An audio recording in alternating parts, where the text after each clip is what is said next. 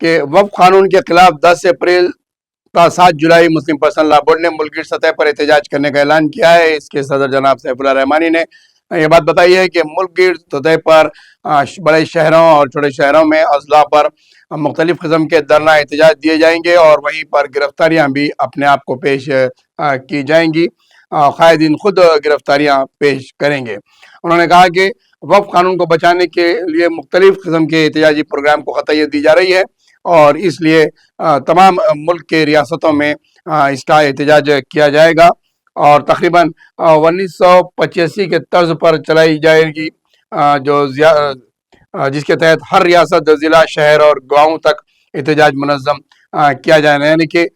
جو تحریک شعبانو کیس میں 1985 میں کی گئی تھی، ملک گیر سطح پر اس کی مخالفت کی گئی تھی، تو اسی طریقے کی تحریک کو پھر مسلم پرسنل لا بورڈ جو ہے قطعیت دے رہی ہے اور مسلم پرسنل لا بورڈ کی مہم کا مقصد مسلمانوں کے متنازع ترمیمات اور فرقہ پرستوں کے عزائم سے واقف کرانا ہے۔ لیکن بات یہاں پر ختم اتنی نہیں ہو جاتی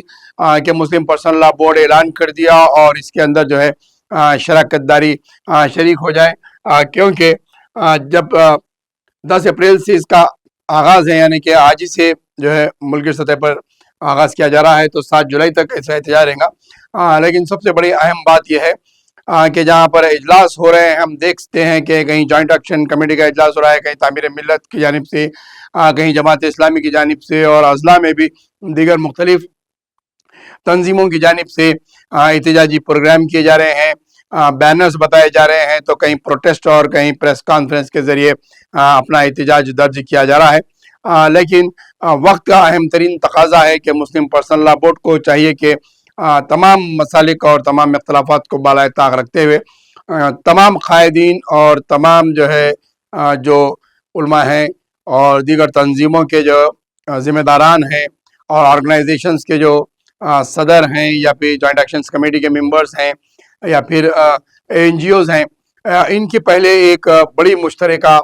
میٹنگ کرنے کی ضرورت ہے اور ہر اس تنظیم سے ایک نمائندہ جو ہے مسلم پرسنل لا بورڈ کے اس اجلاس میں، یعنی کہ اس احتجاجی پروگرام کا جو ایکشن ہے اس میں اس کی شراکت داری ضروری ہے۔ اگر عام عوام بھی اگر سامنے نہیں آ رہی ہے، پیچھڑ رہی ہے، تو ان جتنے تنظیموں کے اراکین ہیں اور جو تنظیمیں ہیں، جو آرگنائزیشنز ہیں، جو سوسائٹیز ہیں یا پھر جو جماعتیں ہیں، جو مدرسے ہیں، ان کے آرگنائزیشن سے بھی اگر 3 تا 5 اشخاص جو ہے اگر مسلم پرسنل لا بورڈ کے اجلاسات میں شرکت کرتے ہیں اور احتجاج میں شریک ہوتے ہیں، تو کافی ہزاروں کی تعداد میں ہو جاتے ہیں اور اس کا بڑا اثر حکومت اور ایوان پہ اور جو ہے انتظامیہ پہ پڑ سکتا ہے، جس کے بعد یہ جو ہے عوام سامنے آ سکتی ہے، آگے آ سکتی ہے۔ اس کی بڑی سخت ترین ضرورت ہے۔ سیف اللہ رحمانی صاحب کو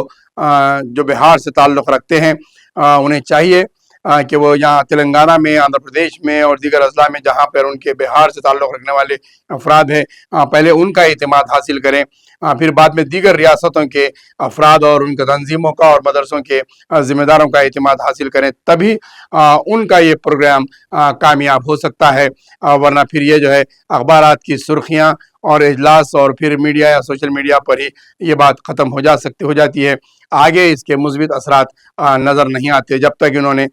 کوئی پہل مثبت انداز میں نہیں کیا۔